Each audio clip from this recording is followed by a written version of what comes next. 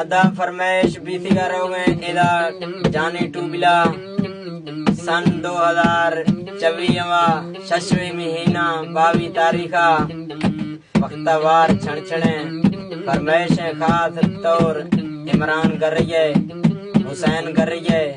याकूब चाकरानी है, बकरा ते तैमरनी फरमाइश है, मोहम्मद चाकरानी है, दुबैया ते फरमाइश है। या खुदा हर कसी वारिस तो कहे मालिक मौला जात शिए कार ते कोड़ा मेरे ते कोड़ा हर कसा हर शे दास कने मामला शे कालिया अल्लाह व इम्तिहाना पास कने थे गुरालो है दंदीर रेदा अच्छी तो मौला दास कने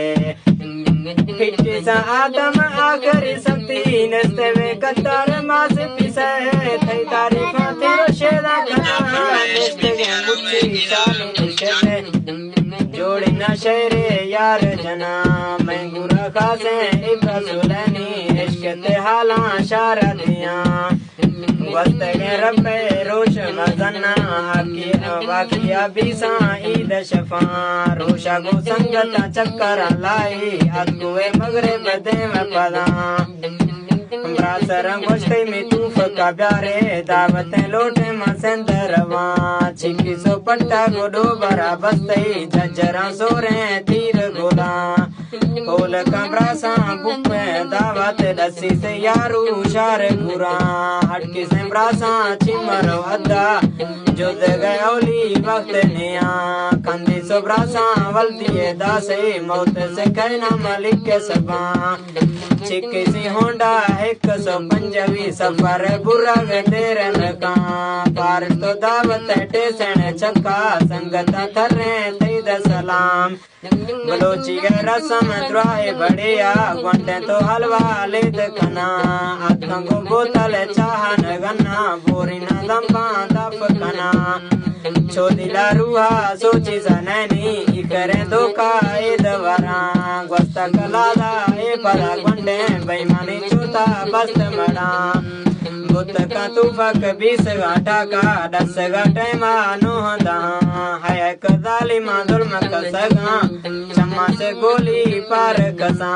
या खुदा रखे इकरे जुल्मा इरगा को काफरा कसन का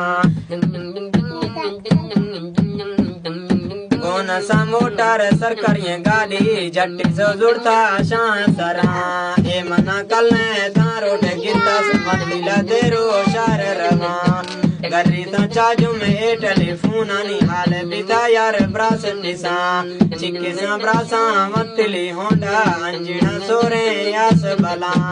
शक्ने उच्चे शक्ने जिक्ने निस्तावे खसा सुद समा मतली तेरो हस पताला चुप्पी ग मोटरा बरेक दिया मड़ी लाजा बेला जिया कतो नाइक मड़ासी वस कसा या खुदा रखे इकरे जुल्मा या खुदा रखे नागवन सट्टा या दिला गुड्डे तैद मड़ा मौत होका यार बाद औकाए संद बदानी सासिदा मौतर भय वाला वशी मन कहे दुश्मना जिंदा कार नवा कच्चे बूटे बुल्लुए जवानी निखड़ तो यार मास पिसा रुटी सा मोटा एब्रा सानी जिगर टोटे लांबलड़ा संगता अरमाने मदे दासी छोड़ी तो इश्ते मास पिसा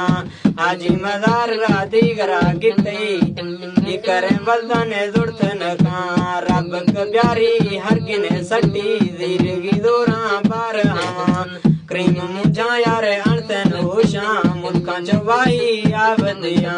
लिखी सो क्रीम बला दिल सराए रे जिंदगा याद ब्रास मड़ा पट्टी से देरो पर के से नामी कंदना इश्ते इशार हमा ना कसे इरगे बच्चे कारी डोबरा इरगे लाल नमा कलम खुदाई बाद वो के इरगत खसा वेद मका सैयद सरदरा हर कसा रोगी फूल पे हंता फर्श गिरा।